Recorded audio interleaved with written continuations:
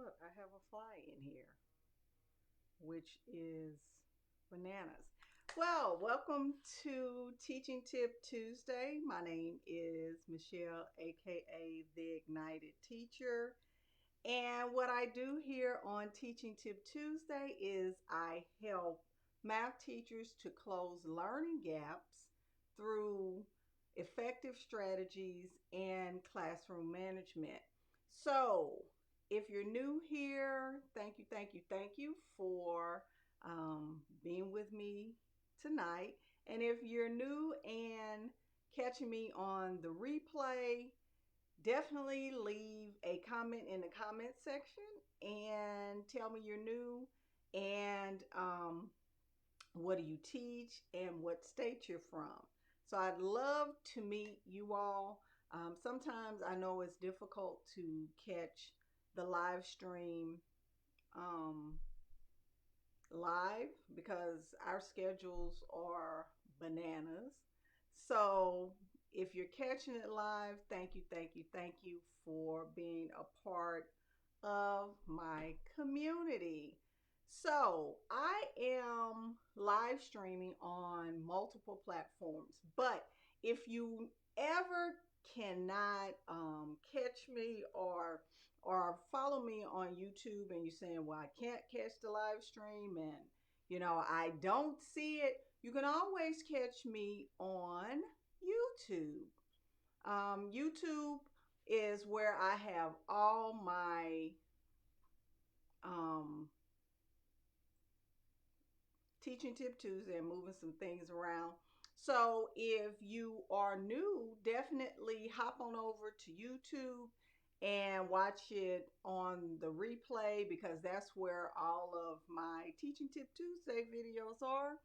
And if you forget, because the school year we move in cycles, you can always hop on there and find anything that I've done live on Teaching Tip Tuesday. And don't forget to subscribe to the channel and hit the bell notification so that you'll know when I go live or even when I upload videos. So summertime is coming up and I am hosting several workshops and you want to be a part of my community because I am the first live training is a fraction series.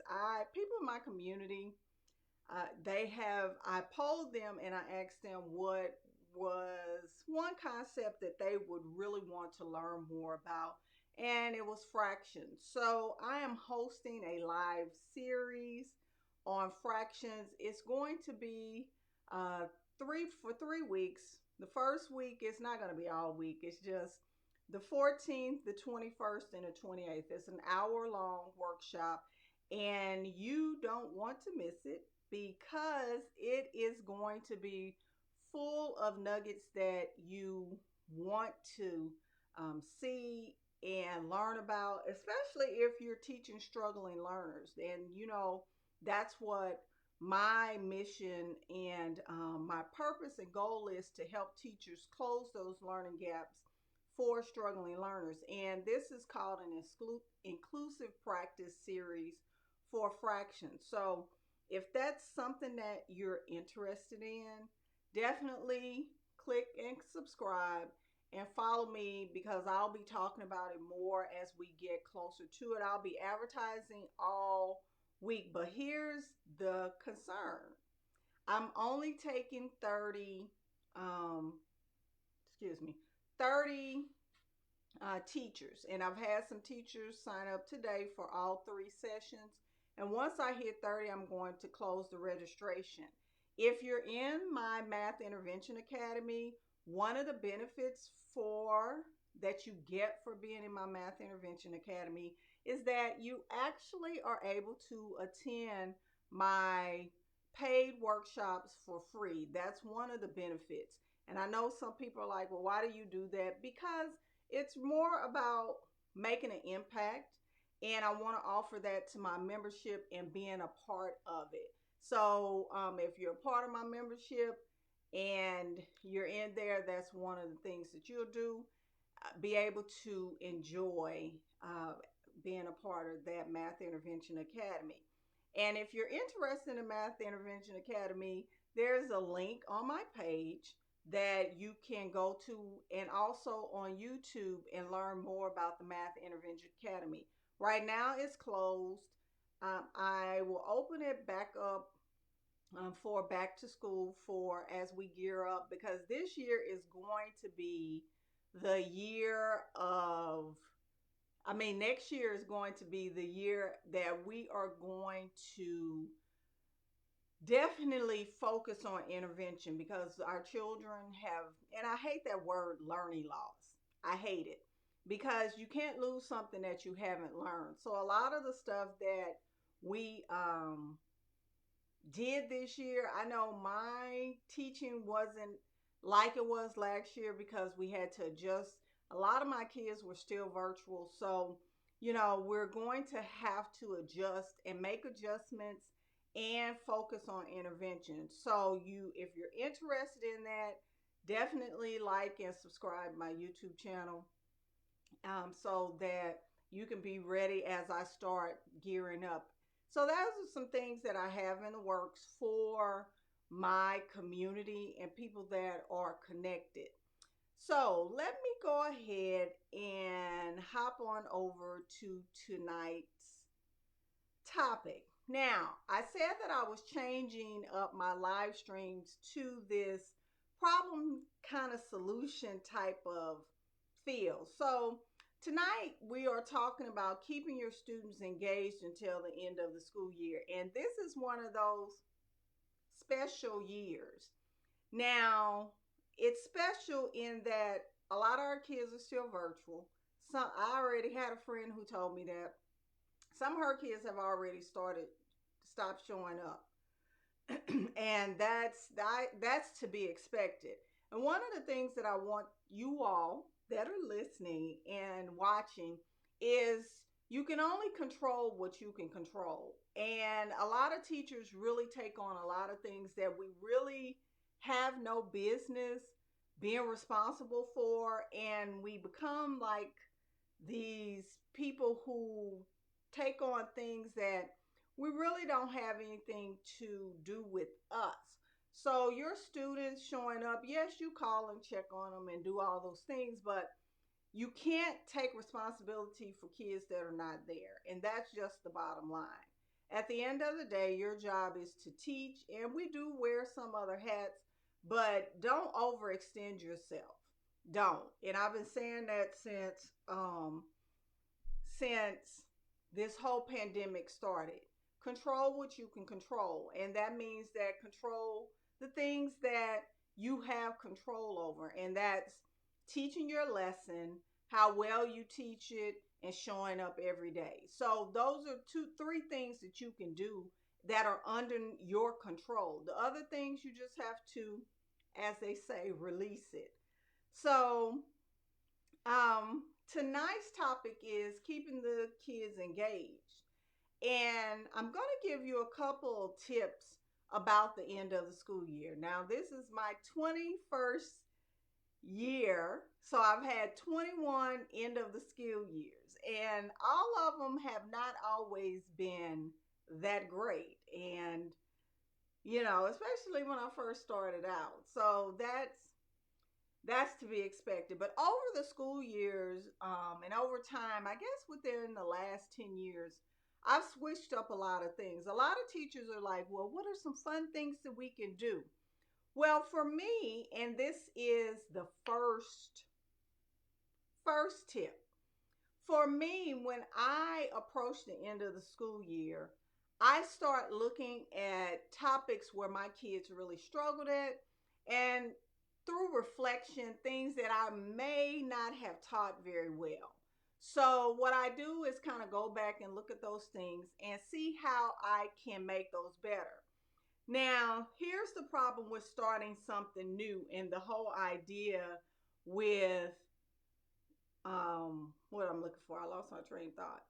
The whole idea with new projects. When you start things new, sometimes our kids are tired, and it takes more brain power to start up something new than it is to review something and take it deeper. So the first tip is find a topic that you can take deeper, to a deeper level, or, and there's no shortage of real life activities. So that's one of the things that I want you all to think about, taking a concept and making it into where you can connect it with something in real life and go a little deeper and extend it. So you're not really trying anything new, but you're extending what you have already taught and taking it to a deeper level. So that's one tip that you can do in your classroom that doesn't take extra stuff. Because here's the thing, new projects take more time, new projects take more money, new projects take more materials, new projects take a lot of planning. So if you're extending something, and say for instance you want to do a new project next year, then start this year, which leads me to my second tip, and try something, a new strategy out, and see if it will work. Because a lot of times we're at the end of the school year, we say that we want these new strategies, we want these different things, but actually in reality our kids are not ready for them. So if you are looking to do like a project or something like that, test it out this year for next year and say, okay, here's the kinks, and prepare for it. I'm in a lot of these Facebook groups and I see teachers saying, well, you got any projects? Well, yeah, you have 4 weeks until the end of the school year. And if your children, let me tell you, this is not a secret.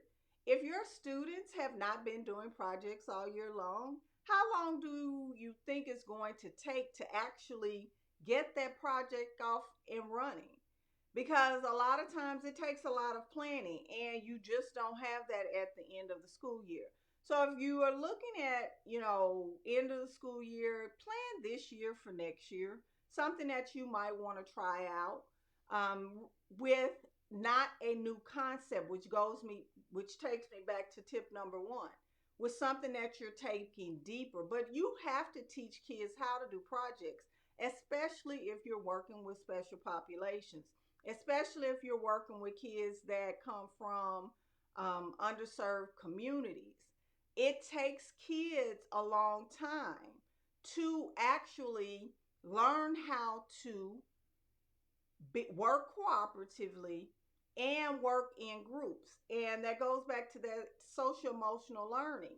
If you're not working on that on a daily basis, that's something that is going to manifest itself at the end of the school year. And then you're going to have a classroom management issue.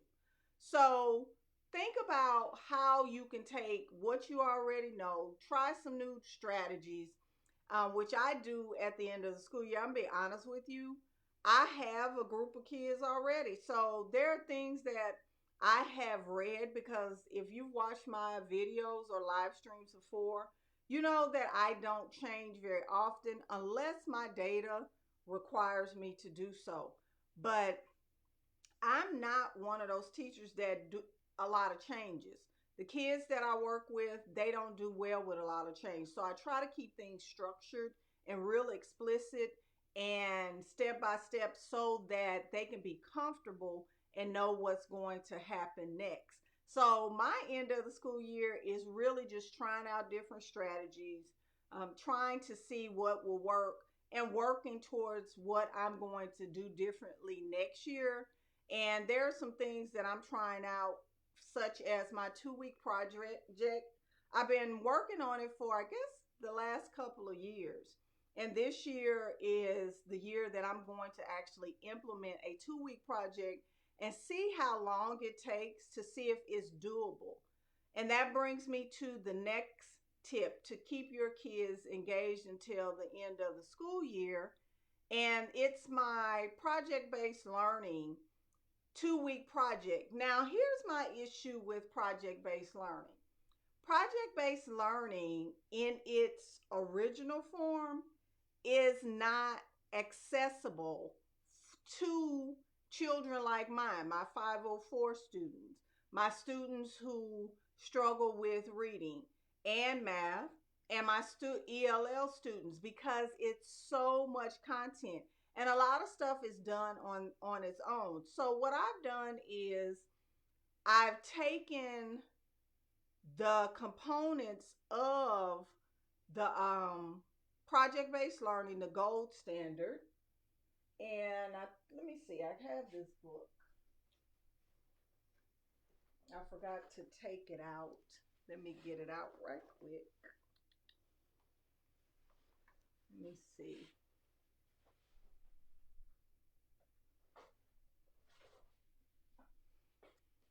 Sorry. It's this book. And although I teach high school, it's called Project Based Learning in the elementary schools. And although I teach high school, I start with the elementary one, and you're going to want to start with that as well. And you're probably asking, well, thinking, well, who wrote this book? It's by the Buck Institute. And it's a really good resource. I like it. However, it's not, like I said, accessible for population of students that I teach. And I know a lot of teachers would like to do things like project-based learning for their students, but it's not doable for them in its original format. So I've been working on making it more accessible and not as long, because if you have children that struggle with reading, just really staying engaged with the reading is a problem. It really is. So on my website, which is fuelgreatminds.com, I have a few project-based learning blog posts. The first one is reframing the deficit. Let me see. Let me click on it. Deficit thinking with project-based learning. So a lot of teachers really feel like that project-based learning is not, they can't do it, but you really can. It's just that it has to be doable for and bite-sized chunks for the children that you have. And you can take this 2-week project and actually, work with your kids on project-based learning. So that's one of the articles that I have. The next one is making project-based learning accessible to all learners. That's another one that I have on my blog. And if you look here down at the bottom, I have, let me see.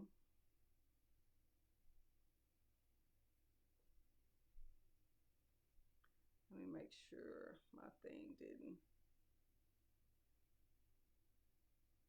I think my screen froze. Let me see.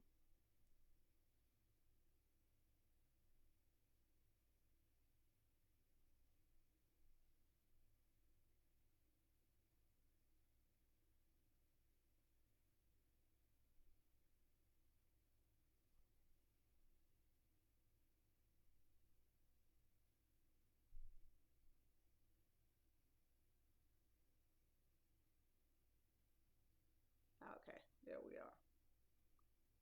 For some reason, my screen froze. All right, so this is project-based learning, making it accessible. Now, I take you through on this blog post, a project that I did with my 5th graders. This was at my Cashmere Gardens. And at the bottom, one of my students, he was so excited. He liked that type of learning. So it was something that was really important that my students really, really liked. And it was a lot of work, and it took a lot of time to kind of chunk it. That's why I'm saying, like, if it's something that you want to learn about, and implement, and you're working with kids that struggle with learning and struggle with reading, you definitely want to take some time to, flesh it out. And you can find these on my blog posts. I mean, on my website at fuelgreatminds.com. So, just to recap, I gave you 3 tips to help you keep your kids engaged until the end of the school year. The first one is to extend a concept that you may not have taught very well and connect it to a real life situation, and really dig deeper and add some things that you have not tried and you may have wanted to try during the school year. And remember that anything that you start new is going to take a considerable amount of time. And seeing that 9 times out of 10, we only have like maybe 4 to 5 weeks left at the end of the school year. So you don't want to take that time just trying to get the kids situated and acclimated. It's something that you really need to prepare for. The second tip is try some different strategies. That's what I do. Like your 2-week project is something that I am implementing this year for my end of the year, and try, you know, some different strategies that you may have wanted to use during the school year. So, for example, what I'm trying out is some new formative assessment techniques. It's really going along with my national board component 2 that I'm working on. Component 4 that I'm working on. So I'm trying out some new things. I've been reading this really great book. If you follow me on Instagram, it's called Formative Assessment and Practice. And I'm trying those strategies out this year. We had STAR testing this week, so today was really a drag. And I can't wait till next week. Testing will be over and I'll be able to start, and I'll give you some updates. So stay tuned for that. And the last one is project-based learning, 2-week projects. Check them out. You can take that extended concept that you have and make it a 2-week project. And teach your kids, chunk it out, make it real simple, real simple. And if you need some tips on that, follow me and subscribe to my YouTube channel to find out, really get alerted and get your notifications for when I go live and when I actually upload those videos, because I'll be talking about it in depth. You may not find it on Instagram because Instagram, IGTV, it's not as accessible, but I will be talking about some of it on IGTV, but most of it is going to be on YouTube.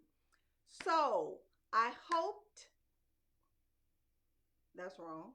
I hope that these tips were something that could help you. And remember, your classroom management, please don't let that go at the end of the school year. I know you're tired. I'm tired. But remember, your downtime is their uptime, and it's a lot more of them than there are of you. So, get a good night's rest, come prepared and ready to make sure that you keep your classroom structured until the last day of school, because it will save you your sanity. So, thank you for watching Teaching Tip Tuesday tonight, and I'll see you all in my next live stream. Bye-bye.